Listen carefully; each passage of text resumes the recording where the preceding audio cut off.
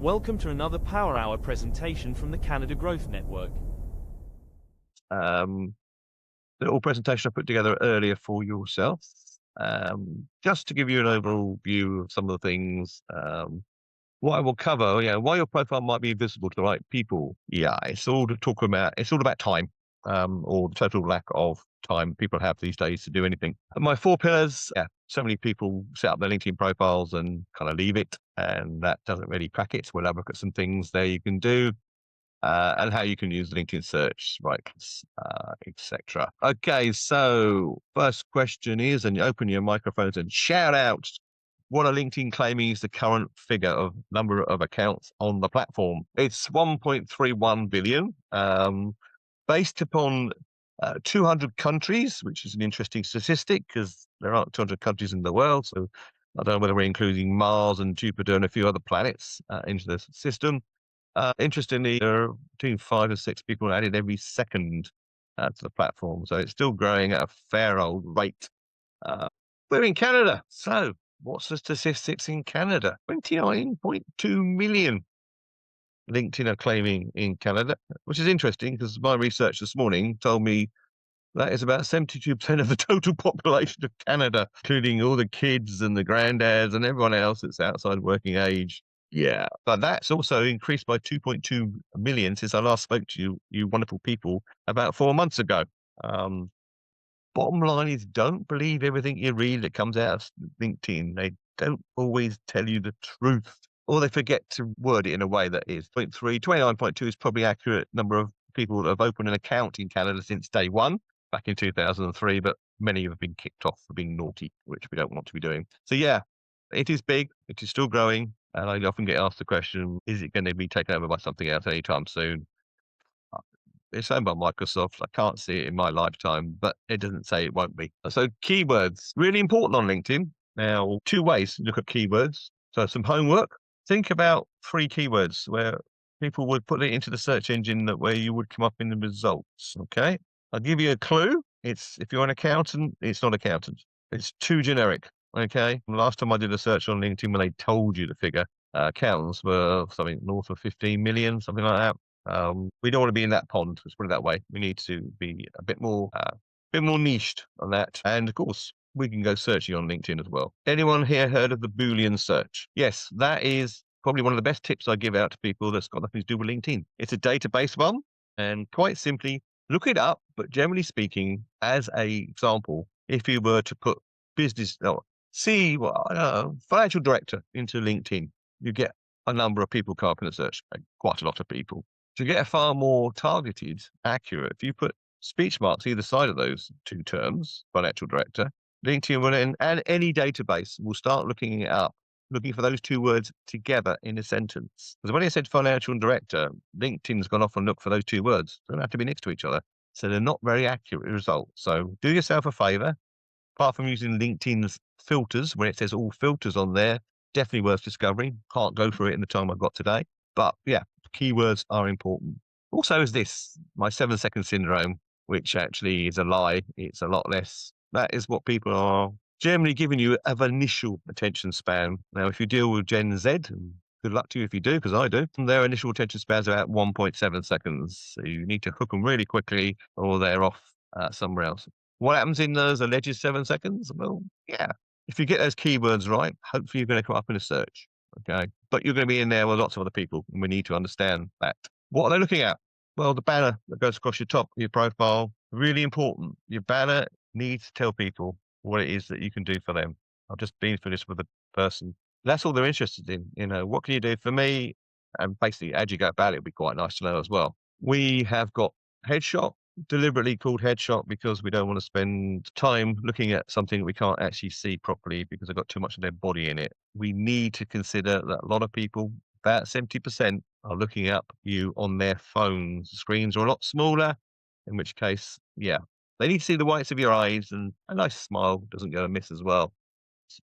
The headline sits underneath your name. Any words in a banner are not words. They're still images in the form of letters. You can't read them, but headlines they can. Sits underneath your name, 220 characters, probably really, really something you should spend a lot of time finessing, looking at, getting down.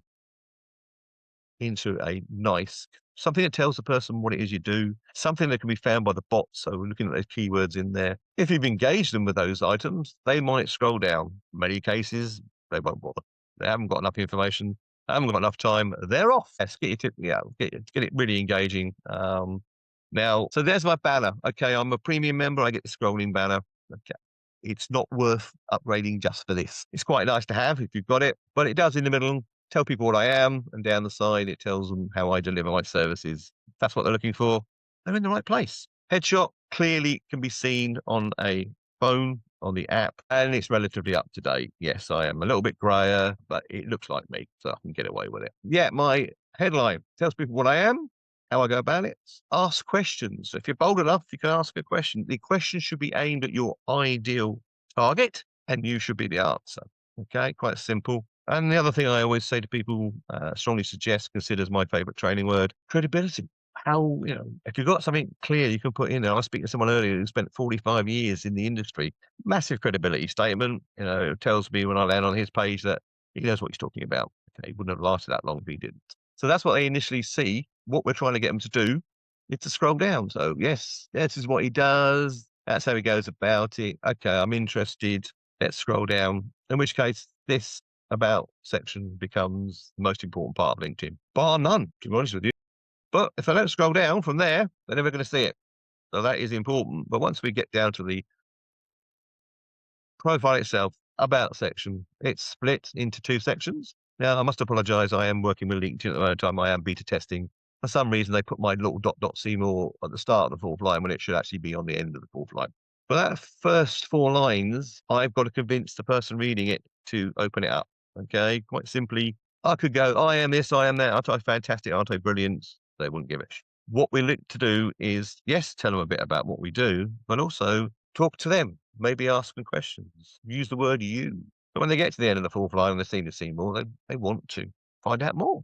They want to find out what it is that you can do to help me. You can also, that's the edit button. When you go into edit, you can put your top 5 skills in there. Quite a nice little thing to do because it is available before. But when they do push to see more, yeah, this is my current, because I do change it quite a bit, my current LinkedIn profile about section.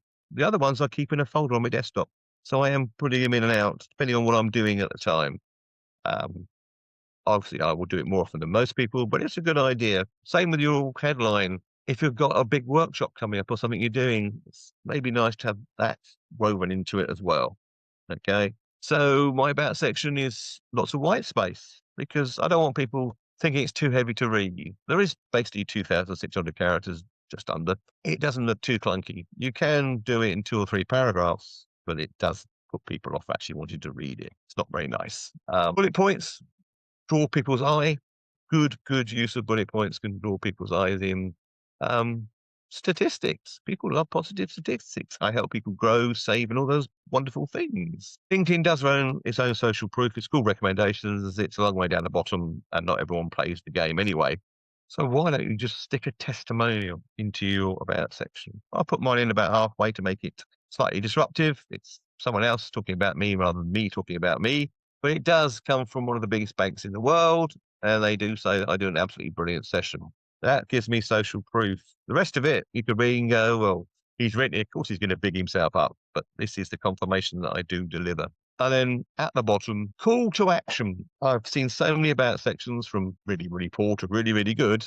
But without that call to action, what do you expect the person that's read it to do next? You don't tell them. They probably won't do anything. Now, I deliberately do not use DM me or message me LinkedIn or connect with me on LinkedIn. Okay. LinkedIn runs a very rigid 1st, 2nd, and 3rd line connection tier.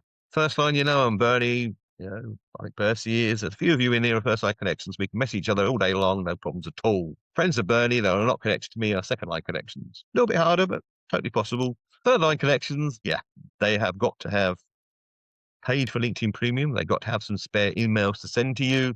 You've got to accept them. Yeah, it's not the best way. Basically, if you ask people to DM you on LinkedIn or Connect, you're excluding about 95% of LinkedIn, which you probably didn't want to do. Put in your email. As you can see, it's not clickable. Bots can't come on and start spamming that. But I'll put a question in there. This is what I like you to do, and this is how I like you to do it. If they're interested, that's exactly what they will do. So these are my 4 pillars that I work around. That initial engagement, we've looked at it. If we don't grab their attention in those 1.7 to 10 seconds, whatever it is, they're not going to scroll down. They're not going to see what you can do. No, I don't particularly like the word, but you need to look at optimizing your profile. The more sections that you've got, the better it is for you. LinkedIn changes regularly and always forget to tell you what they've done. So there are subsections of subsections on your LinkedIn profile.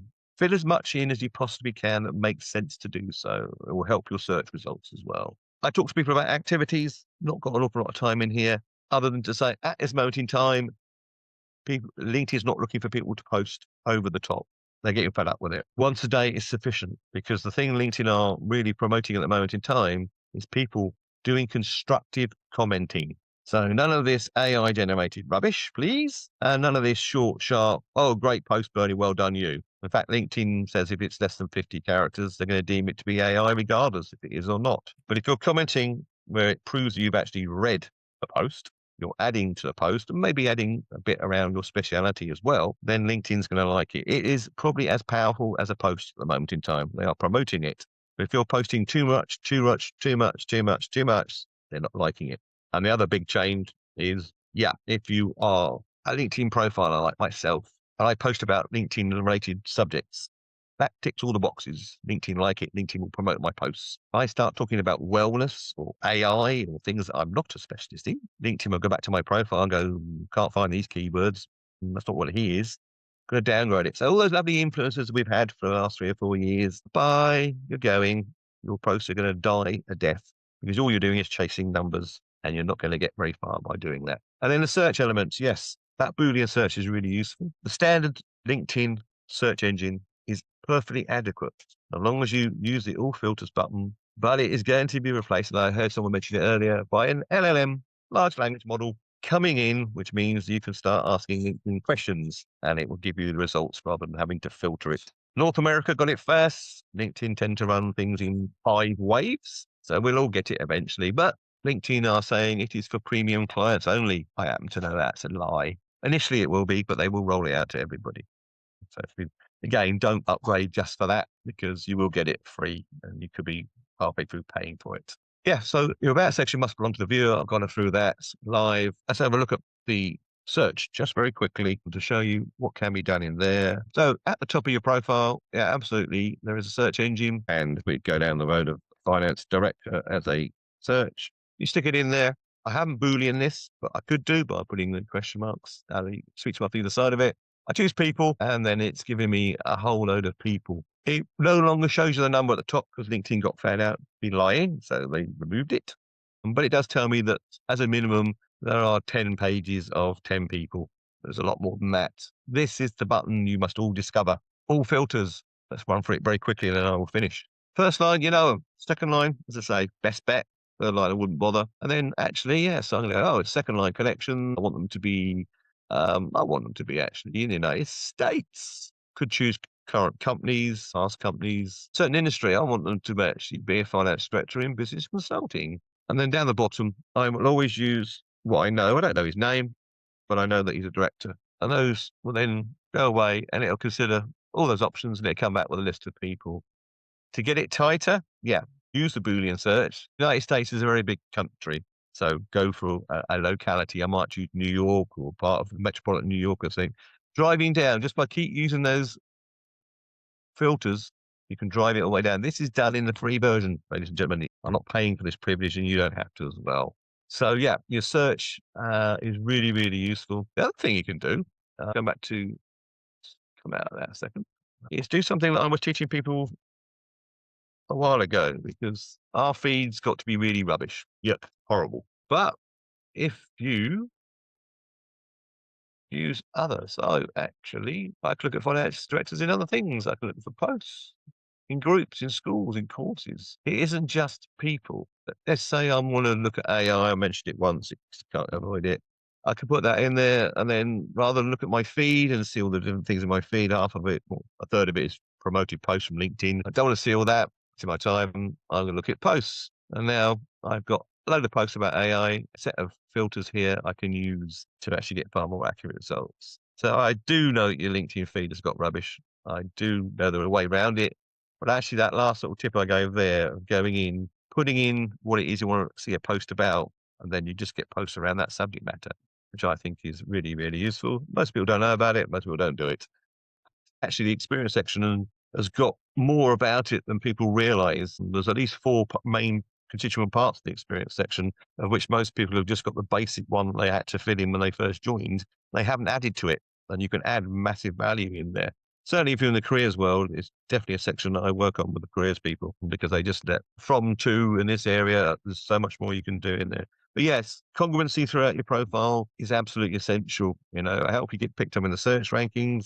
People looking at it from the outside will see the thread and understand. Don't be all things to all people. That's a big, big issue in business. Find your niche, or maybe one or two niches, own them, have it all over your profile, post all about it, and that you'll do absolutely fine.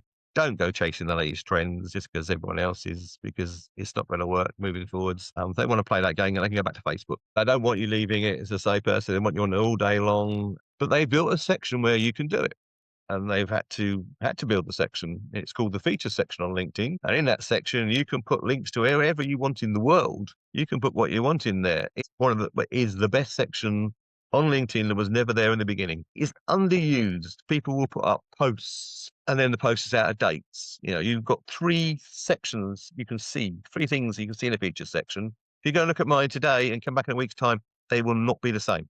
I'm continually moving things around so people see what's in there. So if I've got a workshop, you've got an event coming up, it will be in my first feature section, about the event in there. Okay. Next to it, if it's really important, I might have a link to the event's booking page next to it. When the event's gone, they're gone. They're history, but I might put the next thing that's in there. I'm constantly using that section.